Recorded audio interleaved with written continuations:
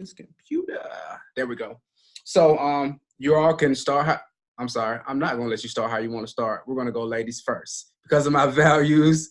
We're gonna go ladies first. So one of you ladies decide who want to go first. You can just introduce yourselves. It can go the same kind of way how we did the other time. You can just say your name.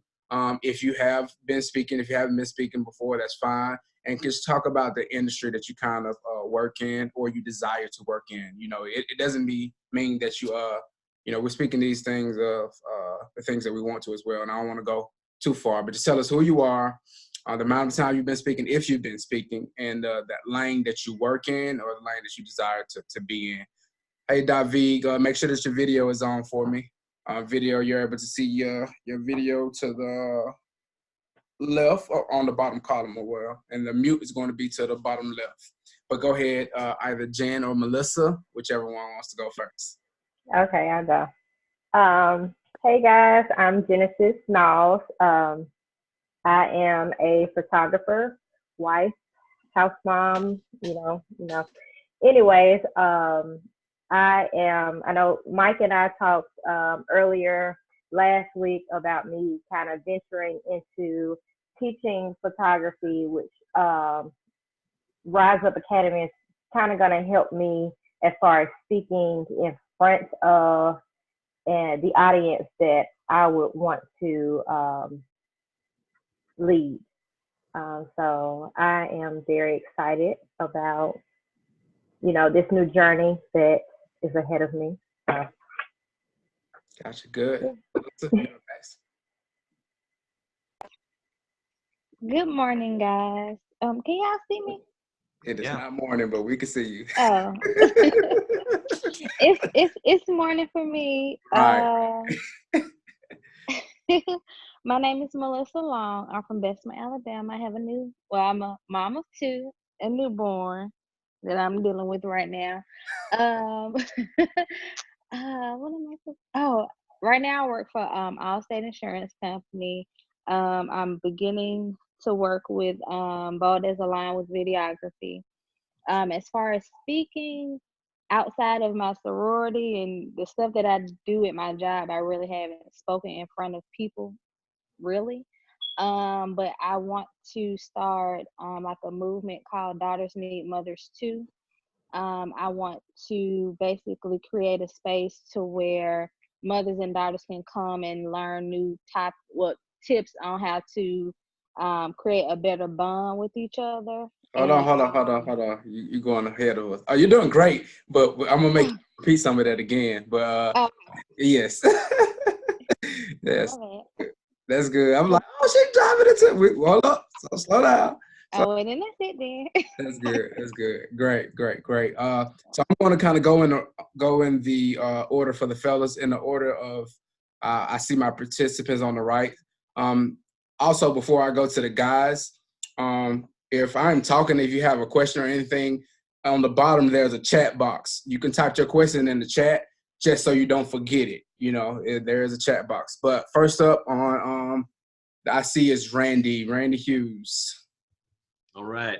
I've been speaking off and on for about 4 years now. I've been in ministry as a worship leader at my church, and I've been filling in for the pastor when he's not there. And last July, I became a pastor. So I have my own church now that I preach at, and so that's, I guess you would call the industry that I'm in. Mm-hmm. And what kind of I recently got turned on to Eric Thomas, and when he was sharing his story about how he found out he can make a living as a speaker, I had never considered that either. But when I heard that, it resonated with me, and I was like, you know what?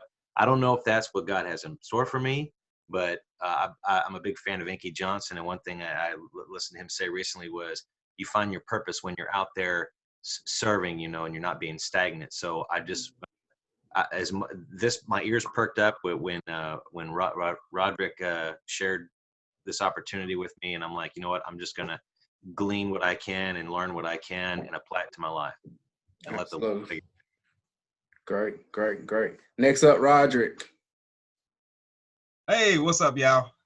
My name is Roger Baker. I go by Big Rod, aka Baker Man, and I've been speaking for maybe about on and off like Randy for about 3 or 4 years. I've been speaking at churches and whatnot, and speaking at schools, but it hasn't been as often. The industry that I'm in right now is construction. I work at a construction company called BL Harbert International, and I'm there right now as I also pursue my dream of speaking. I want to speak in all wherever I can. Well, I guess this is what this is going to help us do.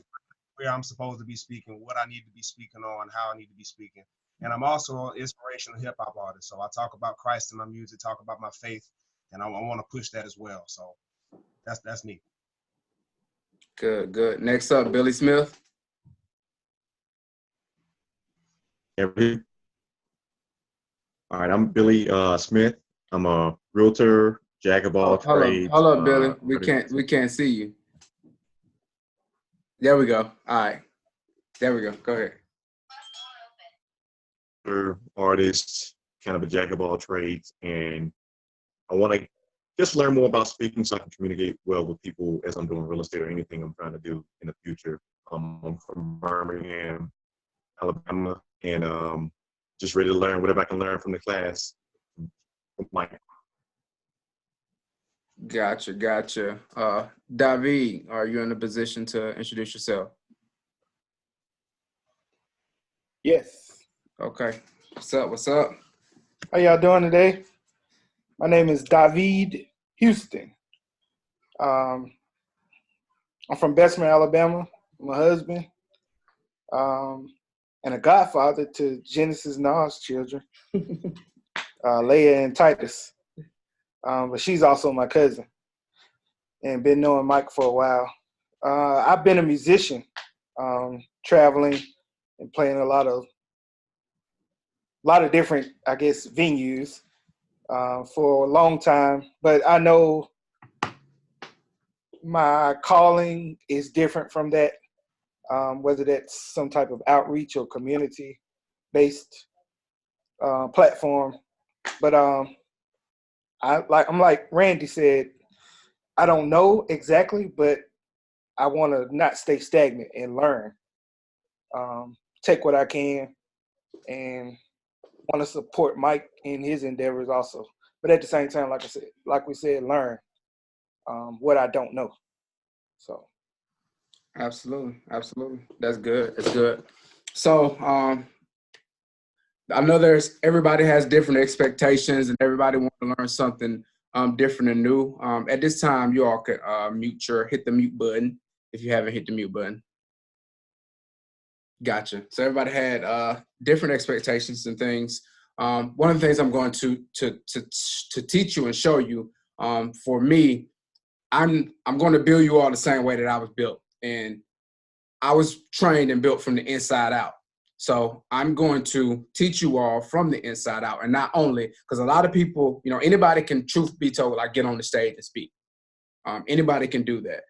The things that I'm going to give you is some of the language, some of the secrets, but not only the speaking and the art of communicating, but the business behind speaking, because ultimately you need to know how to do business. I think it was Randy. Randy asked me a question. He was talking about business cards. And of course, I didn't want to shoot him down. I'm like, I got something different to tell you about business cards. That's going to come into branding, but just really quick, I'm going to hit this real quick before we jump into the presentation. So this is my philosophy about business cards. And there's different ways. The things that I'm teaching you, I want you to grab and see if it works for you. If not, make the type of adjustments. But for me, with business cards per se, I don't carry business cards. Because I don't allow my money to be in somebody else's pocket. I don't leave my money in somebody else's business. My money in somebody else's pocket. If Rod, prime example, Rod had expressed a desire to become a better speaker. We were talking for a quick second, and I said, hey, get my number. Didn't pull out a business card to give to him for him to lose it, because he probably wouldn't be here. I said, here's my number. And then I text him as well. Now he has my contact information, and we have communicated. we don't, and you can, because there are certain places when you're networking and stuff that where I was like, I wish I had a business card, but truth be told, if it's somebody that I really want to do business with, I'll put my number in their phone, I'll get their number.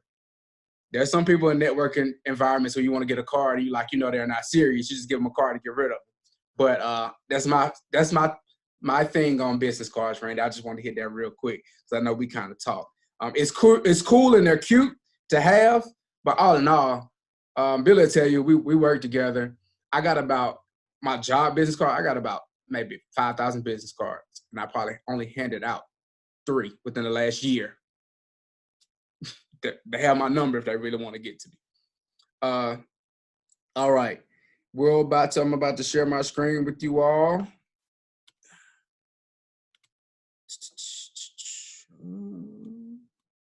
Go up. All right, I need y'all to let me know. Can you all see my screen? Everybody can see my screen? Yeah. Good? Yeah. Gotcha.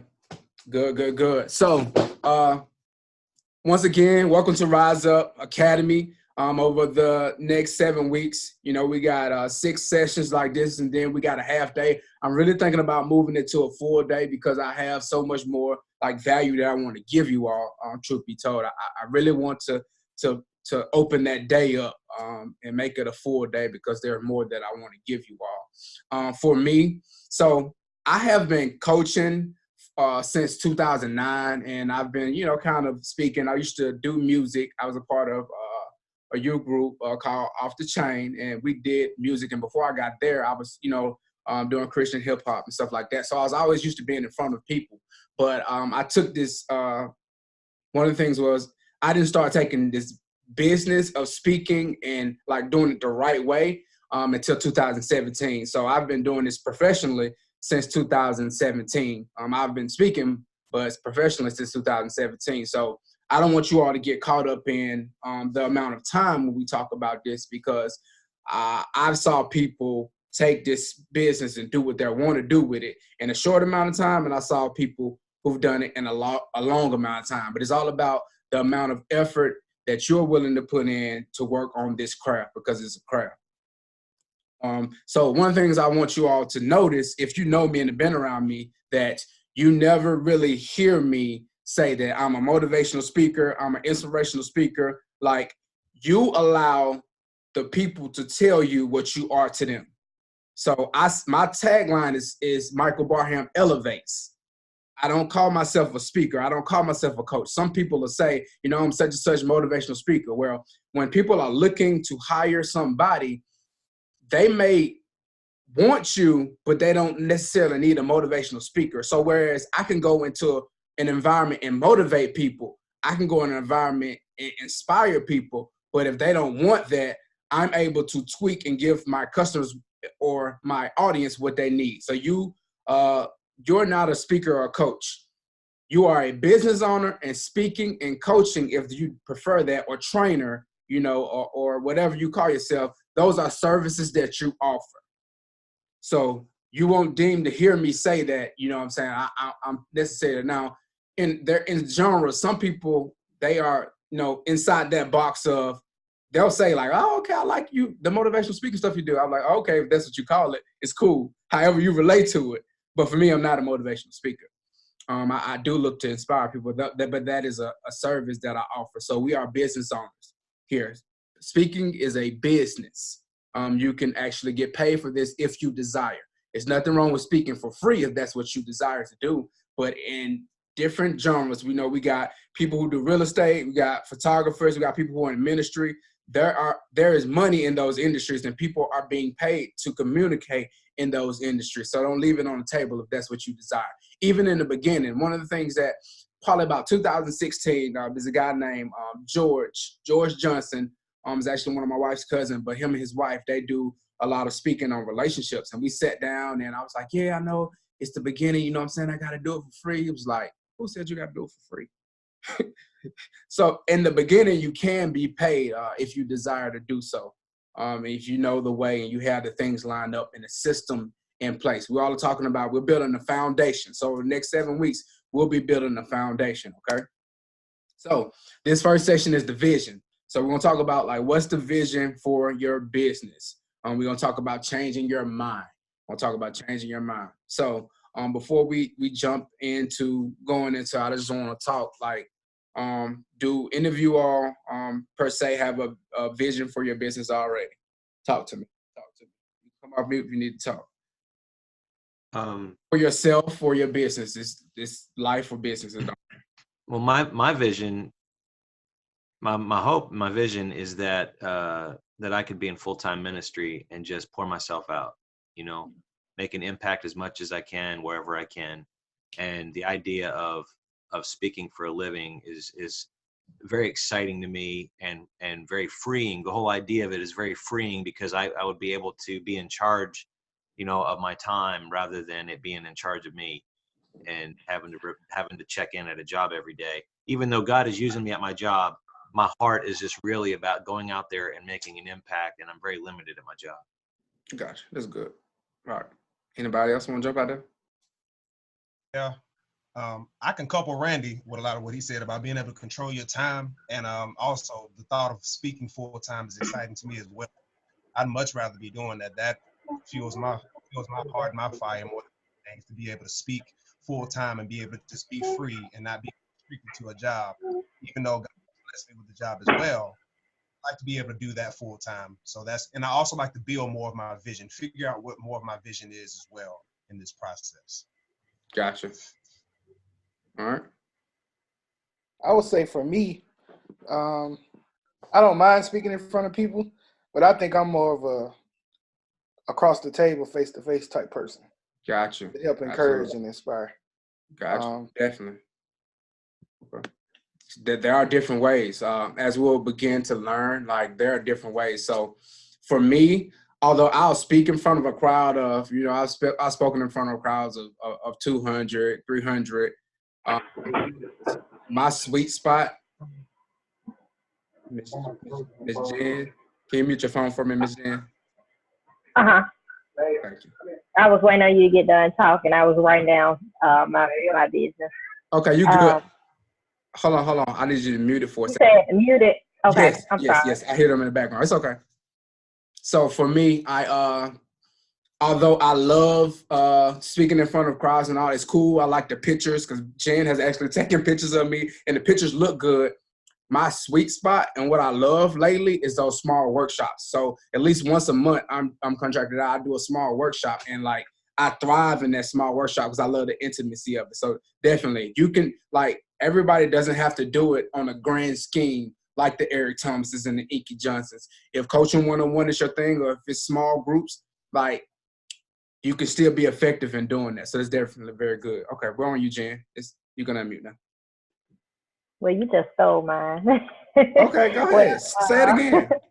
Well, my vision for my business in particular would definitely be workshops. But there's so many photography workshops around that I want to figure out a way to make mine unique from everyone else's. And I also want to include workshops in the school because for me, photography is an art. And I would love to figure out a way to bring that particular art into the schools. It's good. All right. So nobody else have anything? I mean, y'all can come out and say something. Y'all don't have to, but it's okay. Okay. Well, for my business, my vision is to like I say, I want to do Daughters Need Mothers too. I want to figure out a way to get, how can I say this? I don't want to sound like I'm judging anybody because honestly, there is a such thing as a toxic mother. Like, granted, you know, we don't talk about that as much, but I want to host, I guess, workshops, have small groups to where we can get together and figure out, okay, how can I understand my child from my child's point of view and not just automatically come at her some type of way because I'm the adult. And I want to let the child see their mother mother's point of view and be able to understand it and hopefully build a bond of respect and relationship, because I don't know about anybody else, but I know for me personally, it was certain things that I couldn't talk about to my mom. So I had to go to my friends. Thank God I had good friends that didn't lead me astray, but I feel as if I can, mend that bond, and we may have better women, better mothers in the world. So that's something that I want to do. Gotcha. That's good. That's good. That's good. All right. Nobody else gonna jump I out? think for me, Oh, can you see me? yes, I can see you. Go I ahead. think, okay. I think for me, trying to become a realtor in Birmingham, there's plenty of realtors out there. I think the generic template is kind of like the same for a lot of people. And I want to be able to communicate, I guess, like you said, in an intimate environment or whatever, to build a bigger network, or just be able to touch people one-on-one to help them out with things they don't know, because it's a field to where people think they know based off watching like HGTV. And I feel like if I can communicate better and get that across, like the hard stuff about doing it or whatever, that it'll help them out a whole lot more. Okay, that's cool. It's cool. It's cool. All right. So now we talked about it. Let me slide this up. We talked about it, but read this definition to you. A vision is a vivid mental image of what you want your business to be at some point in the future, based on your goals and aspirations. Having a vision will give your business a clear focus and can stop you from heading in the wrong direction. So for many of you all, we talked about vision, and some of you all, you have that vision, you have that mental picture. But let me ask you all this, and this is going to be a part of it. Just a yes or no. Do you all, the things that we discussed, do you have this vision written down? No. No. Kinda. Got you. So in your notes, one of the things that we have to do is, and this is what I mean by having a foundation. Like a lot of times, a lot of people see me speaking and they just like, and I was the same person, that same way. I'm like, yo, I want to do that, but there was so much behind it. And two, this helps when we talk about, me and David was talking, and he was talking about, having a nonprofit or whatever and getting funding and things like this. This is a part of that process. When you're going to asking people for money, you got to be able to communicate your vision and what it is. And one of the things, like, to have it, so me and my wife were going through this marriage small group, and we just did it. And I'm not, like, I did it in my business, but I was like, yo, I never did this in my marriage. So we got together and we wrote down our vision. And not only did we write down our vision, we made it clear. We're going to hang it up so we see it, so that you're reminded of the vision. That is your why. When people talk about, we hear in terminology, people saying, what's your why? And I think that it's been devalued because we hear it so much. That vision is your why, because we need to be able to see that. So the number one thing I need you all to do is, I need you to write down the vision. So that's going to take a little time. I'm going to need you all to write down the vision. Write down the vision. That's the number one thing I need you to do. Write down the vision so that we have it clear. Okay, we need to write down the vision. Again, the vision is a vivid mental image. So a lot of us, we have in our minds the things that we want, but I need you to bring it from your mind into the paper. Remember, one of the things I said on that video is, and don't forget this, people forget, paper remembers. People forget, paper remembers. So make sure that you write it down. Also, this will be recorded. So if there's ever a time where you aren't in the position to write your notes down while you're listening to the live call, go back and listen to it over and then take your notes, okay? So you want to make sure that you have some notes to refer back to. So we talked about the vision. So let's see. I kind of jumped ahead, but we still gonna. So hearing that definition, have anybody had, and we'll talk about, have anybody thought about what you said differently by hearing the definition when we talk about your vision? Well, it did cause me to think more specifically about what some of that looks like. Mm-hmm. You know, it's interesting because as a Christ follower, you know, his plan is not my plan. Mm-hmm. And I'm constantly learn. I'm the older I get, the more I learn. Okay, I have to take this day by day because he's always putting something in my life that I got to be ready to respond to. And like I had no interest whatsoever in being a pastor, but here I am. You know, those things like that. And there's so many times where God is like Inky talked about redirecting.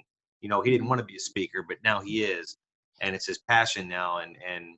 And so I'm having a hard time really honing in on exactly what my vision looks like, but I do know like the outline of it. You know, I know like I'm heading this big movement that got started about a month ago, involving several denominations, black and white churches, and we're all coming together for our first service together at the end of this month, and we're going to set our differences aside and work together to help people in our communities. I have no idea what that looks like. Gotcha. I just did what God put on my heart and brought us together, and they want me to head this thing, and I'm like, okay, Lord. Mm-hmm. Don't know what it looks like, but it lights me up. I mean, I'm on fire about it. So I know that's something that I want to continue pressing forward in. But this whole, you know, the motivational speaking and the potential to do it for a living, to me, is like a missing piece of the puzzle. It could be to where I can have that freedom to really just dive into this. So that's my vision is full-time ministry, but I guess I'm relying more on what God's plan is, because I don't know his plan. I'm just trying to pour myself out, like I was saying, and let God steer me and use me. So I don't know how to nail it down anymore in a more specific manner, because I don't know. Gotcha. Okay, so let me try to help you out a little bit, and that's with everybody as well. So that was exactly me. And so one of the things I want you all to know is the vision that I wrote down when I was sitting inside Eric Thomas Conference in 2016 has changed probably 5 or 6 times, because I wasn't the same person I was then as I am now. So the vision is going to continue to change. The vision that I set this year is going to be different next year, because I'm going to be in a different space mentally, spiritually, and physically. So it's going to change. So me just hearing that, and sometimes it takes us literally sitting down, no distractions, and just writing it all out. You see what I'm saying? Once you write it all out. So me hearing what you said, and definitely, you know, everybody on this call knows me, and I kind of know everybody. We're all, you know, connected spiritually. We all allow God to lead us. So we definitely can speak that way. So ultimately, I want God's plan for me. And a lot of times you're not able to figure out God's plan until you start moving. When those doors continue to keep shutting, it's like, okay, God, you're telling me not to go that way. A lot of times we don't figure it out until we do. You know, the post I made before I got on this call was faith plus works equals unlimited growth. A lot of times we pray and we wait, and, you know, we hear the waiting part of the word, and we do waiting, we equate it to doing nothing. But a lot of times he's going to show us in the works while we're working. You see what I'm saying? That's why he said that the laborers are few, but the harvest is plentiful. We get the harvest while we're working. But to zoom back in on what he said, so the overall scheme was, you all want black and white churches, or black and white people, black and white churches, to set their differences aside and to come closer to Christ. So you got to see, what does that look like? So, you know, the pain points, the differences, and then where does it take place? And then what is the vehicle to make that happen? Like that's, and I'm jumping ahead, and I'm about to get ready to show you when we talk about lining up the dominoes, but that's what it means when you're talking about the overall vision. You know, just kind of, we're going to write those things out. So and this is going to take time. This is going to be a part of y'all homework, where we're going to need to see, you know what I'm saying, by next Saturday, we're going to need you to kind of put some time into it. It's going to take some time and some thought to kind of write the thing out. And then we'll kind of craft it and mold it to where it makes sense right now. And as we move, the vision may change. So in the beginning, like me being a speaker or me being a basketball coach, everything that I was doing was so narrowed down into like coaching, period. But then my life changed. And so the ultimate vision for me is to anybody that I come in contact with is to, I believe that everybody has greatness inside of them. So my entire life, I've not supposed to be in places I'm supposed to be in. And so I've had two people that helped me unlock the greatness within me. So that's my tagline up under my logo, unlocking the power within. Everybody has some desire or ability to be great, but they're just one or two people away from helping them unlock it. One of the things I remember when I was in the 12th grade, there was this guy, my coach, Curtis Owen, God rest his soul. He brought in a guy named T. Walls. And T. Walls, he was this trainer dude. So for me, I was like the sixth man. For you ladies, the sixth man was the person who, it was on the bench, but he was the first, I was the first person to come off the bench. I had to break it down. I know sometimes my women are like, what you talking about, sixth man? I was the first person to come off the bench. So there are 5 people who start. I was the sixth man. So I was getting a lot of playing time, but I felt like the individual who was in front of me wasn't particularly better than me. But this guy, T. Walls, because I was lazy, I had a lazy work ethic, I just kind of played away. I was like, you know, coach favored the other guard, you know, I might as well I was just complacent with where I was because I felt like it was no point to do more. He came in and he was, you know, talking. I didn't have my father in my life, so I wasn't used to a man. Like, I was actually blocking men from speaking to me with an authority, speaking to, like, grabbing stuff out of me because I had some things personally I was dealing with. And he spoke so much value into my life, and he pulled it out of me, like the greatness inside of me. Like, he was sick. Like, I'm like, yo, you really believe in me? Like, why do you keep coming towards me? But eventually, I started believing the things that he was saying to me, and I cracked my way into that starting lineup and became a starter for the rest of the season. All because he spoke into me and saw something that I didn't see myself. The second person was a teacher by the name of Instructor Forte. So we had traditional teachers, and I had teachers that I loved, but she was different. She was very different. She when we started the class, we did a chant. She always was transparent. So this is why I'm very transparent. She was transparent, was telling us about her downfalls, telling us about who she was before she became a teacher. And she, for me, my experience was all of my homies, all of my friends, they either sold drugs, they did drugs, they hit licks, quote unquote, and that's called robbing. They were robbing people. And nobody around me like thought about education outside of high schools. Like, I'm going to school because my mama making me go.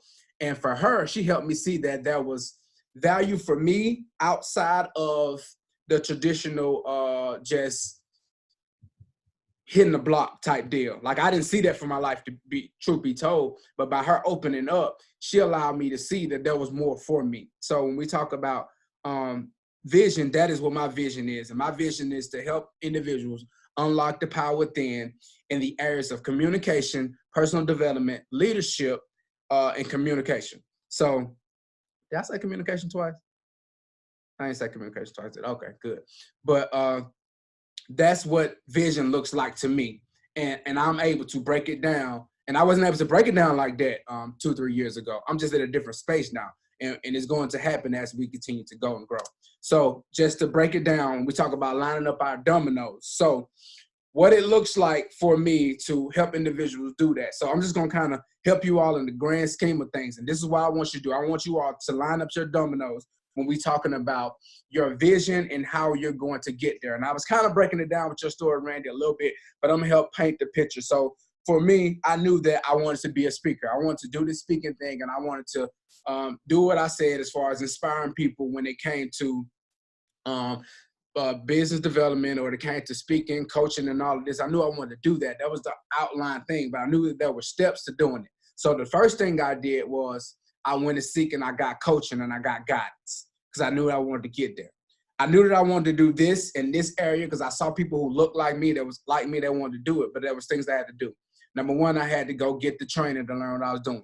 Number two, I had to go implement the training that I got. So I had to reach out and go speak at schools, speak at churches, speak at different organizations and businesses, I had to do that. So I had to develop a brand. I had to go through and grow through what it took to get my name out there so people could see me. Then I knew that I had to do my first event. A lot of people, so when I'm going into schools and then when I'm doing stuff at businesses, a lot of those are private sessions. And I knew that I wanted to work outside of that area, so I had to host my first event.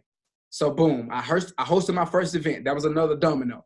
I knew that, and we're going to learn that there's always has to be something next. Like this, you all are here because I was intentional with lining up my dominoes. After my event, I knew that I had to get people somewhere. I knew that people wanted to do what I'm doing. So therefore, I wanted a coaching program. So after my event, I opened up Rise Up Academy. After Rise Up Academy, I want to make sure that this is speaking and this is the business of speaking.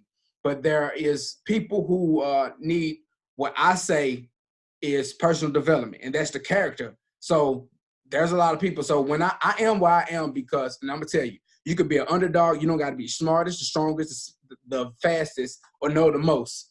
If your character is in line, God will put you in places that you, quote unquote, don't deserve to be or shouldn't be at that time. But he don't have people that can represent him there, so he has to put you there. And so for me, I know ultimately I want to put people there. But guess what?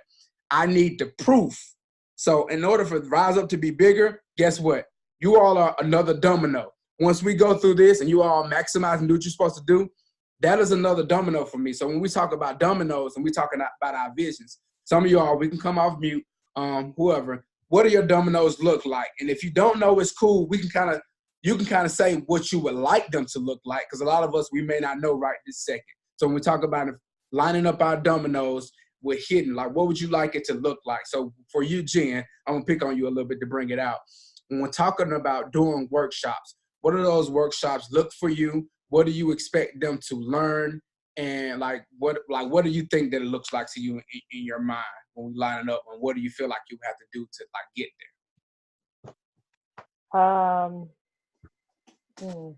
Or what would you like it to look like? I mean, it's cool that we don't know. I don't. If you don't know, it's fine. I was gonna say, I don't really specifically. I can't really say. I know what I want, but I haven't really sat down and really just kind of thought it through. If that makes sense. Okay, got you. Anybody want to jump in that may kind of know or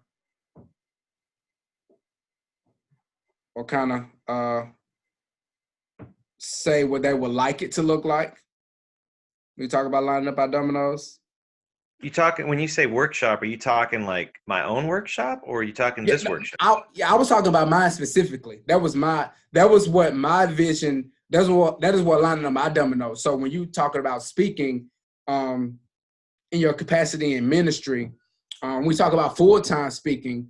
There is steps that you have to go through to do that.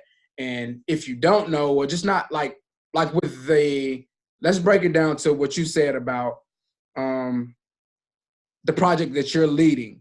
Like, yeah, what do you think that looks like to you? I kind of said what I thought it looked like, but what did it look like to you? What it looks like to me is, well, for one, we're the first domino is prayer. We're getting together because, I mean, if your foundation isn't built on prayer, then what's the point? So we're all coming together to pray, and we're going to worship together, and then we're going to have a time of fellowship. So that's the first domino. Then we're going to something I had envisioned was a website or something online where we can all go log on to and be able to see what's going on in our different churches and communities, so we can network and help each other. And it just so happened that at our last board meeting at our church, they unrolled this new shepherding program that they have and it's all free. Google provides it. It's Google Sheets, I believe it's called. It's like a spreadsheet. And there's these different categories because there's people in our church that are really struggling. And so like if you like, let's say we got, Mike, you're in the corner and he's struggling. And let's say I volunteered to be a shepherd and just keep tabs on him and make sure he's doing okay and encourage and stuff. I can tap on that or click on that on his name, and it'll open up his chart with the date, and then I can put my name in there and in the comment section, and I can say, hey, on this day I called Mike, and this is how he's doing. He's doing okay. He asked us to be praying for this or that, or he needs help with this or that. And then so when I saw this happen, it's like this can be a great vehicle for what we're trying to do. So instead of having names at the bottom, we can have the church names at the bottom. So I could see, okay, Docena Baptist, click on that, and then opens up the Docena Baptist chart. And there's people in their congregation or in their community, like Mrs. Dobson. She's elderly and she can hardly get around, and she needs help getting groceries. Well, if I'm looking at that, or someone in our movement is looking at that and say, you know what, I can meet that need, they can put their name in there and the church can get in contact with them. So that's like the second, so I guess the first domino is the prayer. Second is a meeting to explain like something like that, and get a census as to whether or not this is what we want to use, and if so, how can we really hone in on this? And then the third one is just start helping each other, because at the core, we want to help the people in our communities. We're so limited. There's so many churches in our vicinity, but so few people. Like you said, the laborers are few, and there's churches out here where there may be 20, 30 people, and out of that, maybe 3 or 4 are laboring, trying to get out there in the community and make a difference. And so if we can all partner together and combine our resources, maybe we could do a lot more. Gotcha. Absolutely. So this is what I want you all to do. Write down on your papers Q5. Q, like as the letter Q, as in Queen, and the number 5. I need you all to answer these 5 questions while we're lining up those dominoes. Number one is, who are you? That's the first question. Who are you? Number 2 is, what do you do? And we're speaking in terms of what you desire to do. A lot of us kind of express that. Number 3, who do you do it for? So I mean, who is that target audience for you? Who would you like your target audience to be? Number 4 is, where is your ideal client located?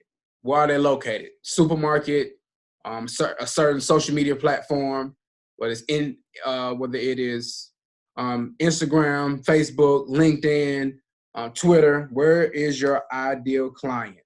Are they apartment complexes? Are they wherever? Where is your ideal client? That's number 4. Where are they located? Number 5, how am I serving/solving problems for that client? Number 5 is, how am I solving problems for that client? So number 1, who are you? Number 2, what do you do? Number 3, who do you do it for?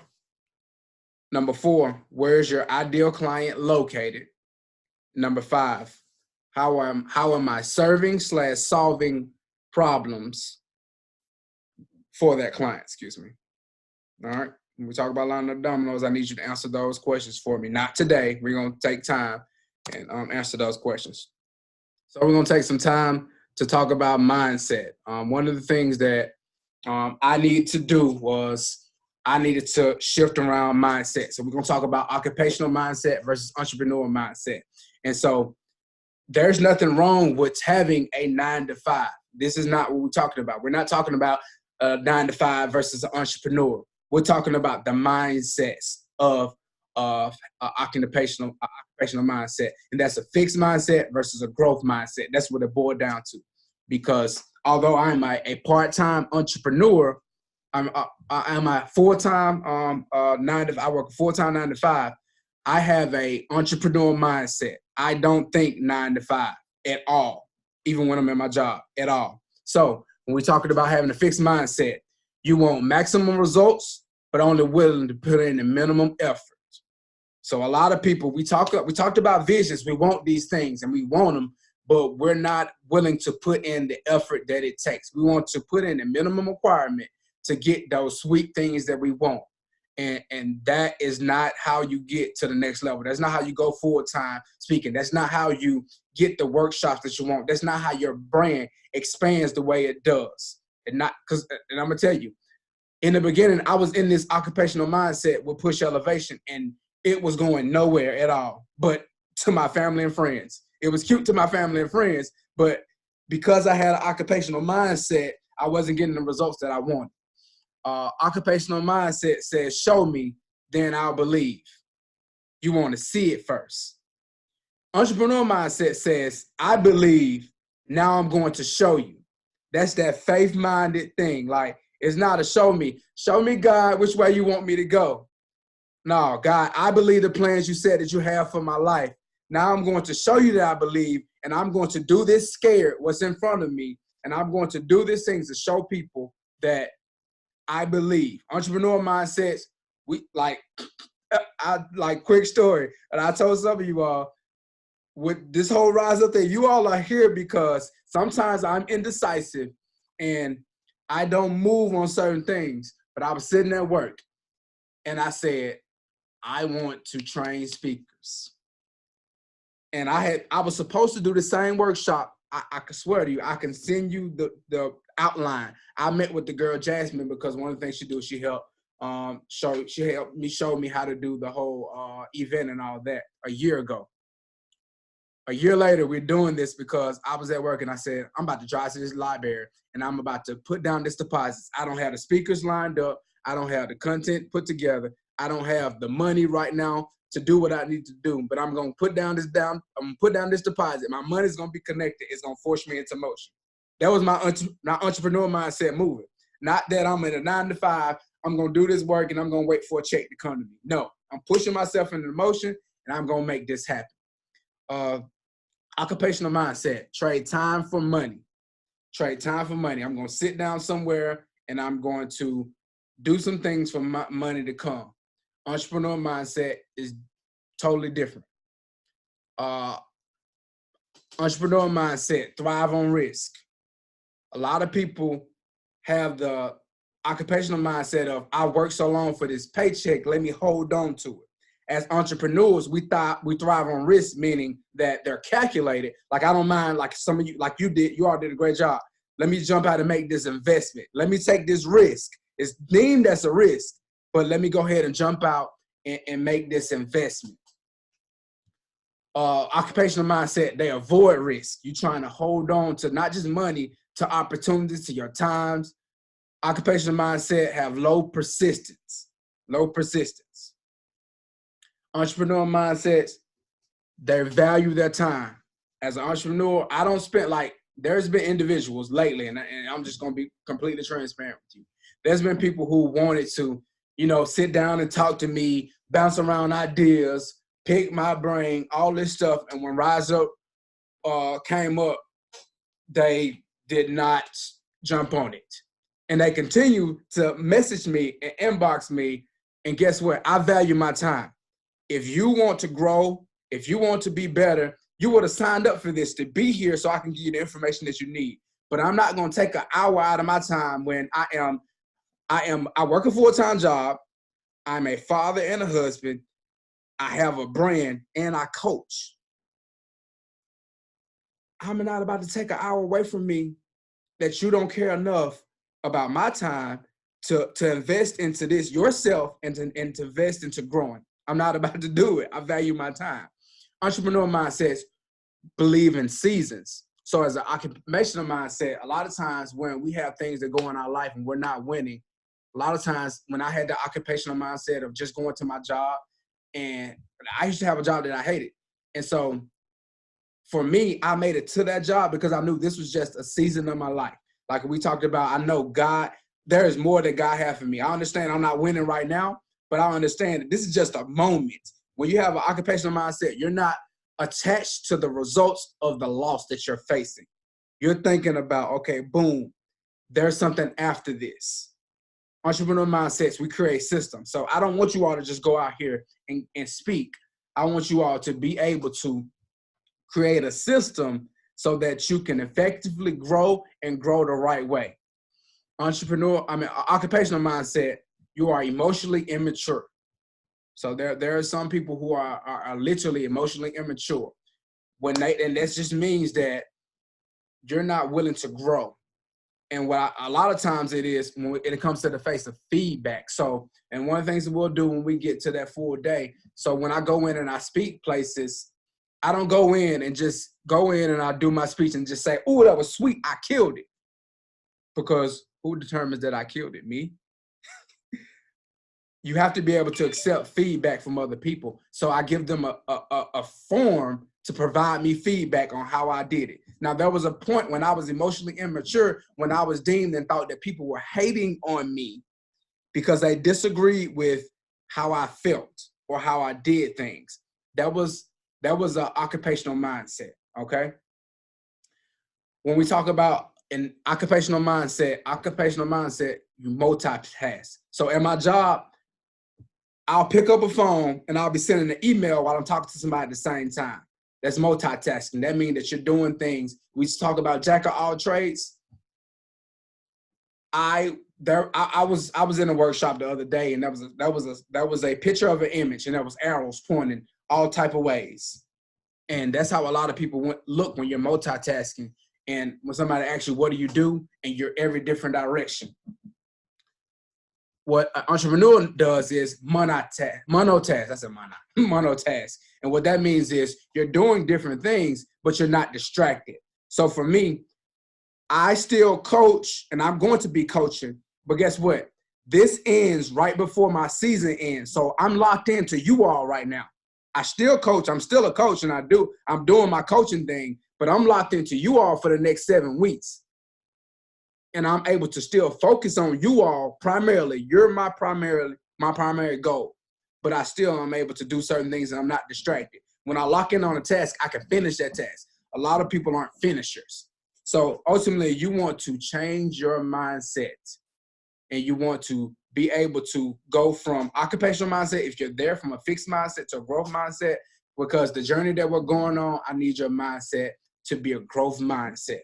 So you can come off mute real quick. I've been talking for a minute. When we think about entrepreneurial mindset and occupational mindset, meaning a fixed mindset and a growth mindset, where do you feel like you fit right now? And we talk about right now, that don't mean that's where you're going to be. So we're just being transparent and full honest how we feel.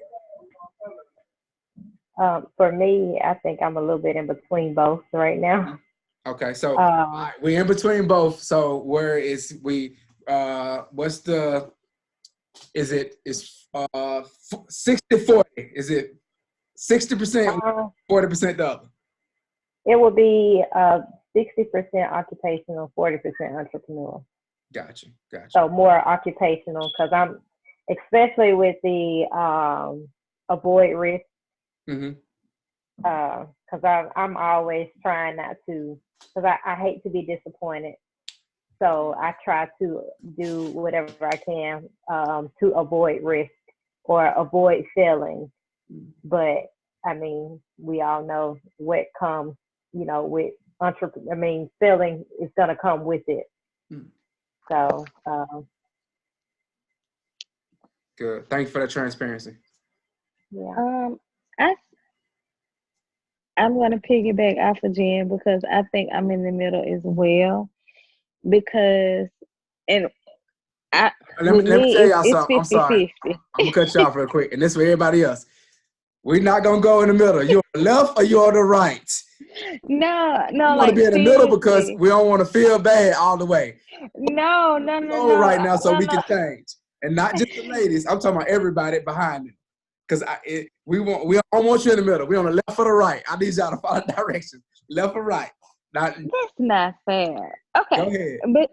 But with me, it depends on the day because with someone else, like I have a best friend. She's an independent contractor. She's a real estate agent. So she's living an entrepreneur lifestyle, and I'm speaking life into her, like because now she's on the downslope with some of her graphic stuff.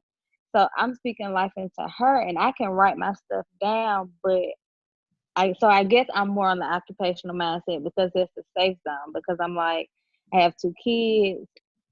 I have to, whatever I do, I know it has to work. I can't really necessarily fail, if that makes sense. Gotcha.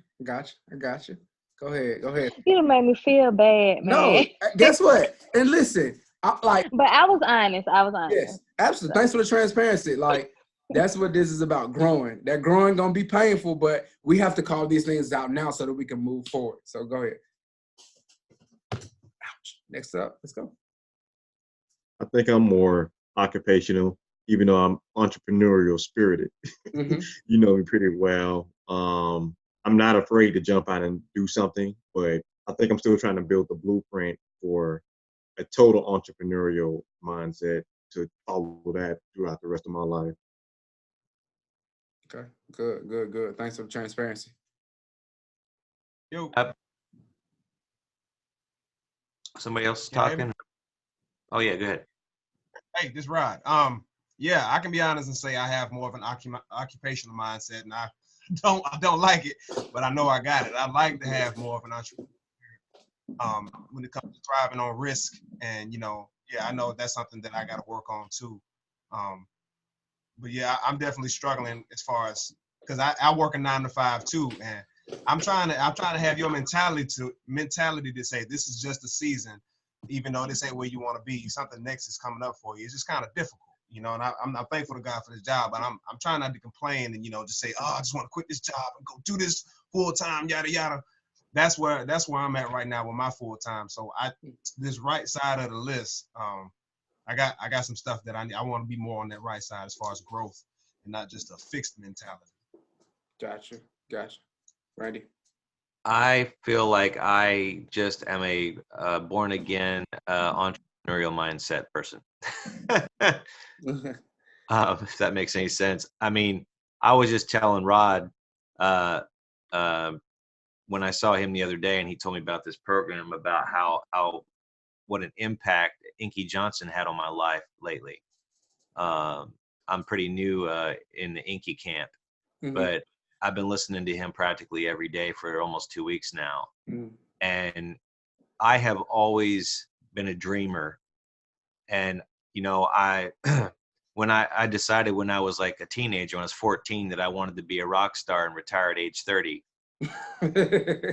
And I didn't know the Lord back then, but I spent when I found out I had a gift, music, and I had ability on the guitar.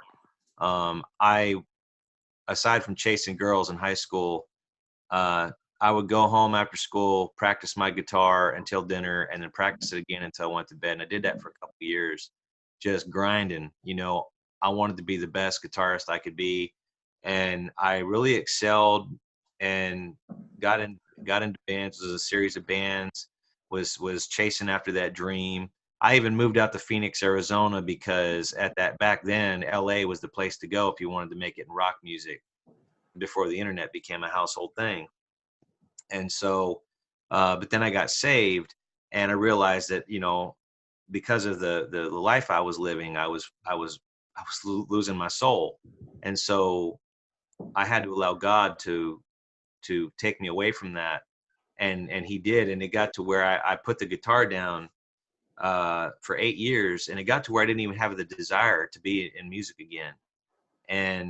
But then God used my pastor out in Arizona he asked me if I would want to play worship or help lead worship, because I shared my testimony with him. He said, hey, could you help us out? And so I did. I started God reintroduced me to music again, and only his way, and for his purpose. And he just slowly rebuilt me again. And so, but I had went from being a dreamer and a risk taker and being bold. I had that I believe and now I'm going to show you mentality. to being having an occupational mindset, because I learned that, okay, wow, I don't really know how to live life. I don't really know how to handle life. And then I get married, and it's like, I got to make sure those bills are getting paid. And my dad, he's an entrepreneur. He's worked for himself my whole life, and he's a gifted carpenter. He can build anything, and he does it well. And he can just decide, oh, I think I'm going to move to Montana, and he'll just pack up and move to another state, and he'll find work, and he just lives like that. And I tried living like that, and it was too scary. Gotcha. But now,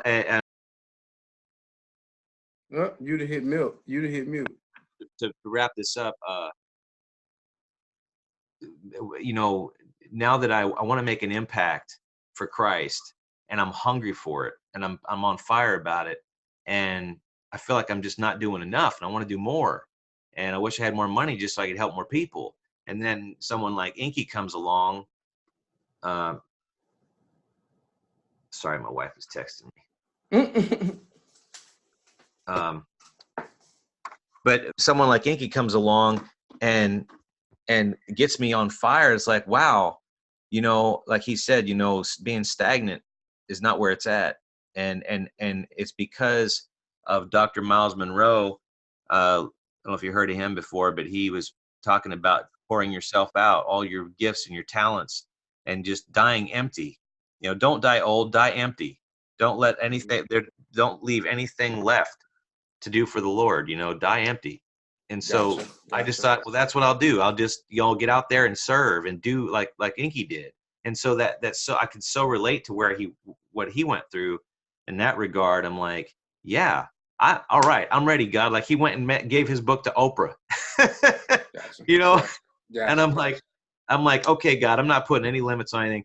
I mean, yeah, I'm occupational in that I like having that security with my job, but that's because like, you're a family man. I want to make sure things are taken care of. But as far as everything else, I feel like I'm entrepreneurial. If that makes sense. Gotcha. So, and just to wrap this up, y'all, because Rod mentioned something, which is the same thing. So even at my old job, when we talk about, that's why I wanted to make sure it was mindset. So for me, 2 years ago, my vision was different when we talk about occupational mindset, entrepreneurial mindset. So the job that I am at now, like I used to want to be a full-time entrepreneur, but in this season, at the job that I am now, it is best that I work there because of resources that they provide me. It helps me with effectively being a part-time entrepreneur, but it's going to lead me into being a full-time entrepreneur. So my last job, because the pressures that I was facing, I was like, I got to do everything that I need to do to get out of here. But one of the things that I was doing, even though I hated that job, I still was paying for conferences. I was paying for workshops. I was doing things and being in environments where they had entrepreneurial mindset, so I couldn't lock into that. So it's okay to work a 9 to 5. We just need to have an entrepreneurial mindset. So thank you all for that transparency with what you all were. Well, why is it's not letting me be great? Hold on, yeah. Trying to get to the next slide.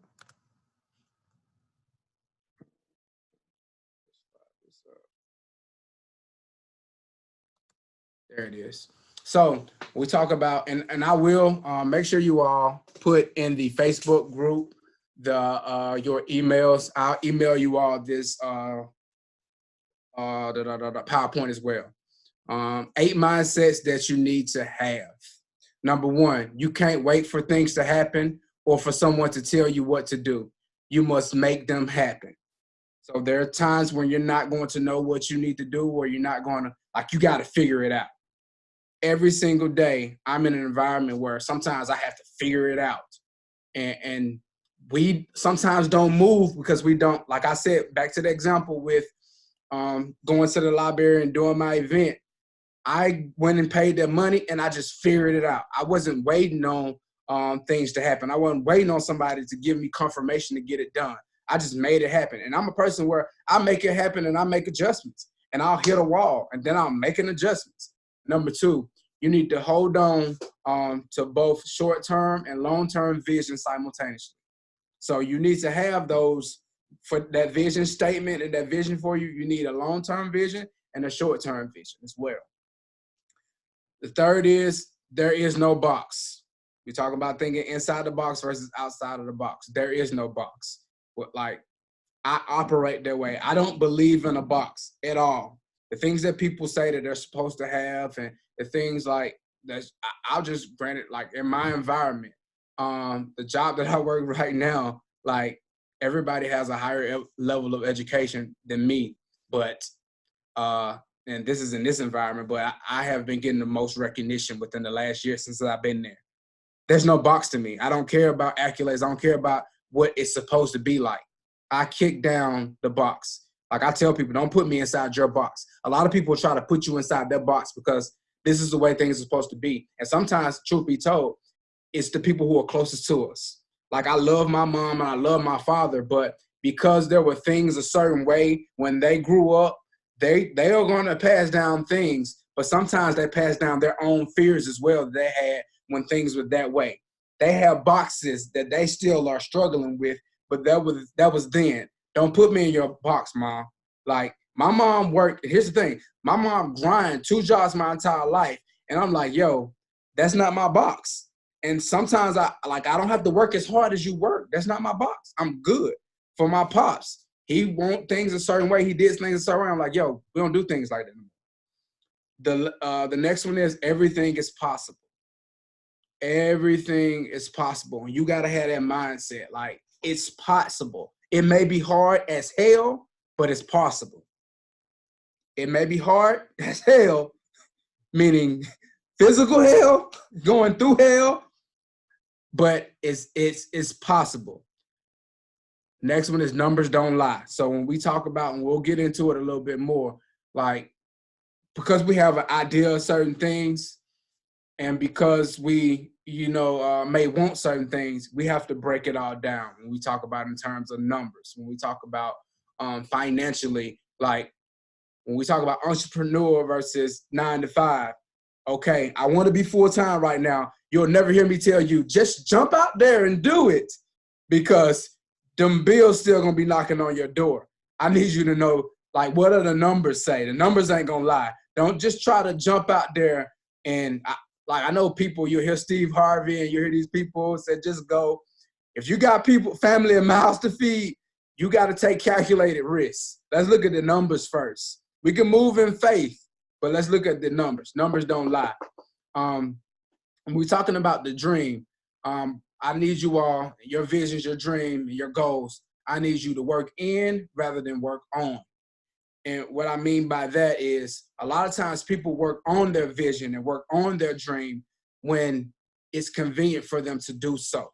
But when they hit some type of wall or when they hit some type of adversity, they'll kind of put it to the side because it's not convenient to work on it right now. I'm in pain right now. There is certain things in your life that you're going to hit and you're going to go through that may deter you, because I'm telling you, everybody on here, they're going through something in some type of way.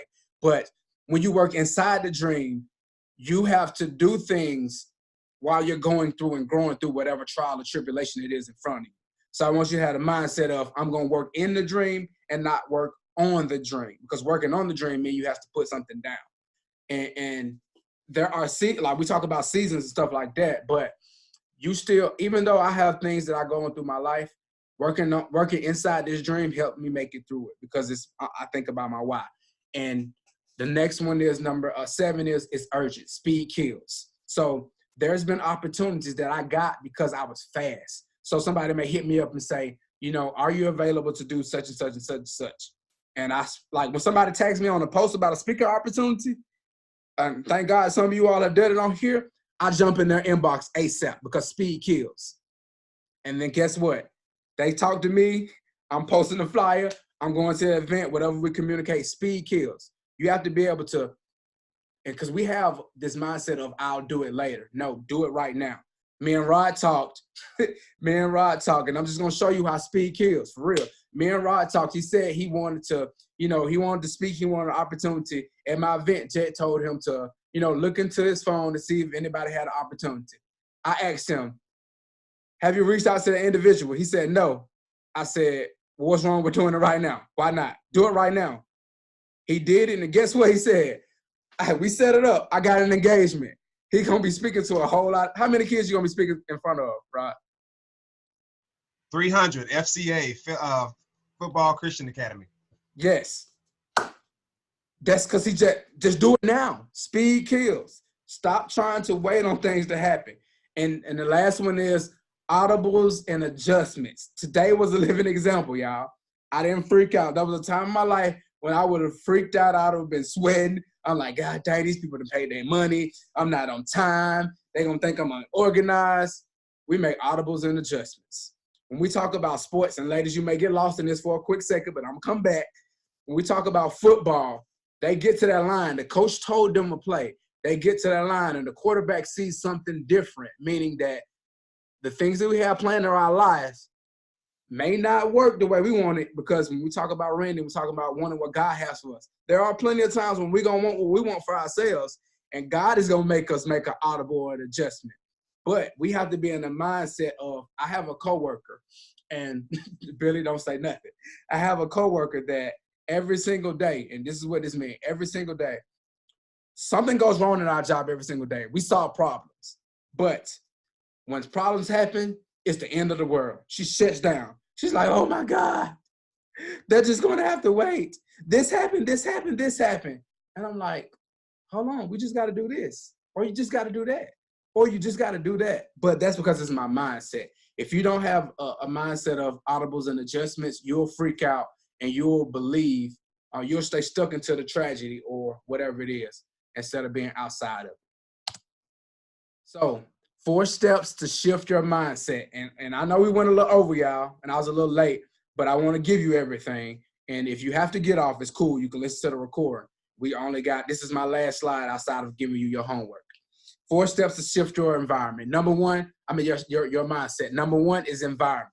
So being somewhere like this. So for me, the first thing was I got inside of Eric Thomas Breathe University.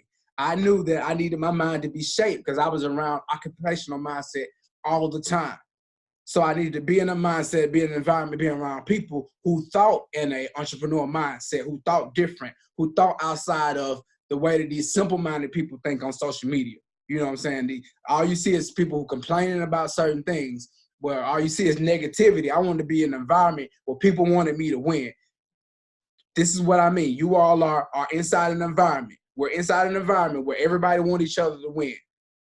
Number 2, get rid of things and people who no longer serve you. This right here is going to be very, very hard. And this is not selfish, because this is what I want you all to understand.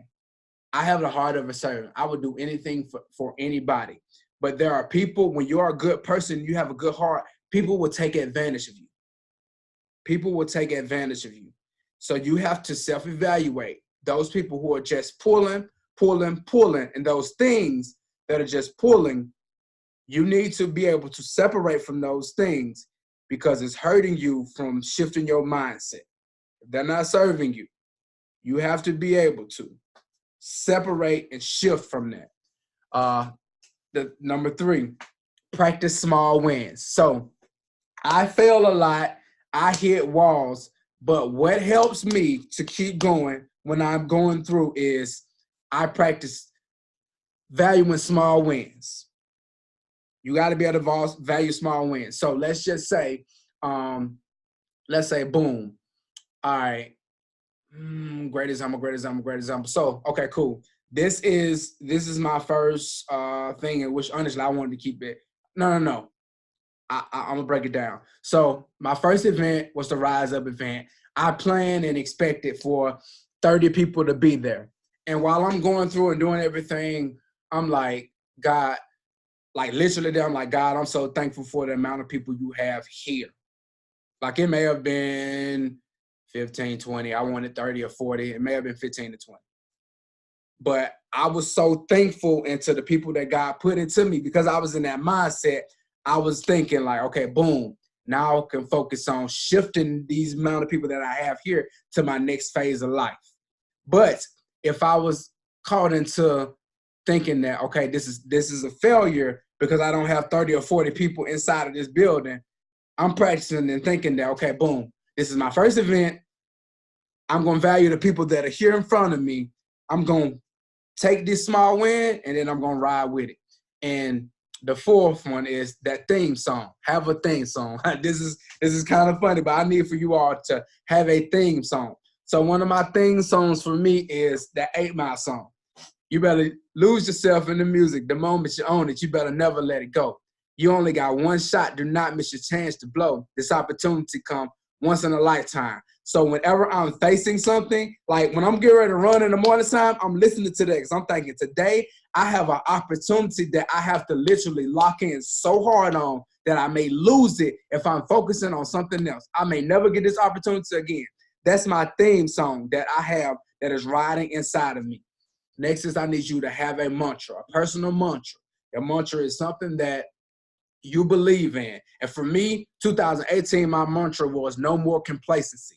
So I was in a place where I was having so many setbacks that was going on, and I wasn't necessarily losing a lot. I wasn't necessarily winning like I want to. I was doing okay, and I was kind of complacent. And I was like, God, I'm tired of being complacent. I got to win. Like I literally got to win. There were so many things that I talked about doing and I didn't do, and I was okay with not doing it. I'm like, come on, Mike. We talking about push elevation. This is who you are.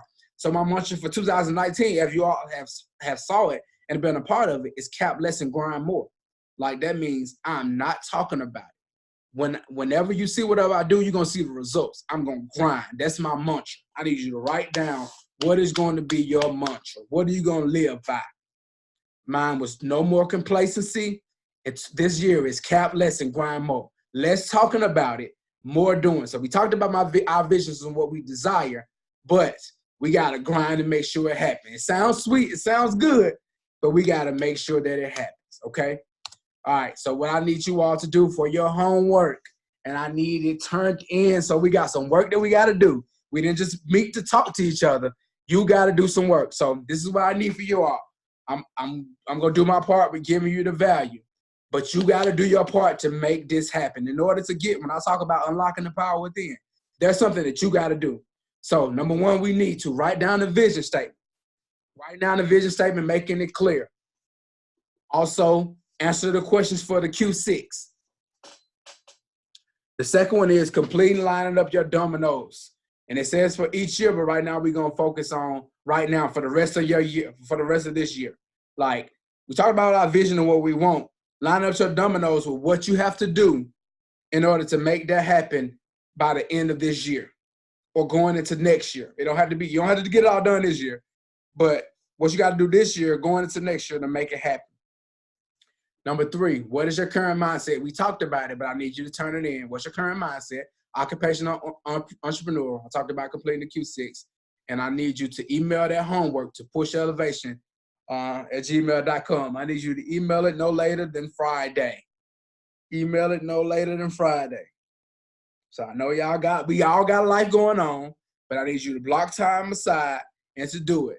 And listen, and I promise you, I am a Alabama fan. I'm an Alabama fan. I love football, and I was kind of reserved by doing this on Saturday. Ladies, I know y'all can care less. This is what's up for these fellas. I know y'all love football too, but there are sacrifices that had to be made for the things that we said that we want. And so that's why I did them on Saturdays. Like, I did it on Saturdays. I tried to be convenient at a time where it's not during these football times, but we got to make these sacrifices to get what we say that we want. You got to make sacrifices to get what you said that you want. What you said that you want. I need that homework in by Friday. Do we have any questions before we get out? I think I saw something. Oh, let me stop. I got one. Yes, hold on. Give me just a second. Let me. Oh, go ahead. I'm sorry. I was trying to get back to this chat. Okay, you have here complete the Q6, but you had me write down earlier Q5. Is there a sixth one I missed? I'm sorry. I meant that was my fault. I meant to change that. It was 5. Okay. That was a typo on my end. Gotcha. And you were talking about, like you mentioned, branding earlier, like having your brand. Mm-hmm. Was that something that you covered in this one, or is that Nope. still more? Okay. We got more coming. Don't worry. We breaking it down. We got more. It's coming. All right, man. Coming. It is coming. Thank you for your time. I got to check out. I got some family visiting. We're over. I'm sorry that we went over, y'all. No, you're fine. But I just wanted to say I really appreciate your time and sharing this with me and the rest of us. I'm really excited. Looking forward to the next one. Gotcha. All right. All right, man. Yeah. Hey, I do need one quick thing, if y'all don't mind. If you could, kind of make a status and just kind of talk about your experience on the first call, and just tag me in it. And that's about it. Other than that, just get the homework. Have a great rest of y'all Saturday. If you don't have any questions, if you do have a question, you can put it on the Facebook, our private group, and jump it in there, okay? And if it's not something that's gonna be covered next week, I'll answer it for you. All right, man. All right, y'all have a great day. You do. Bye. All right.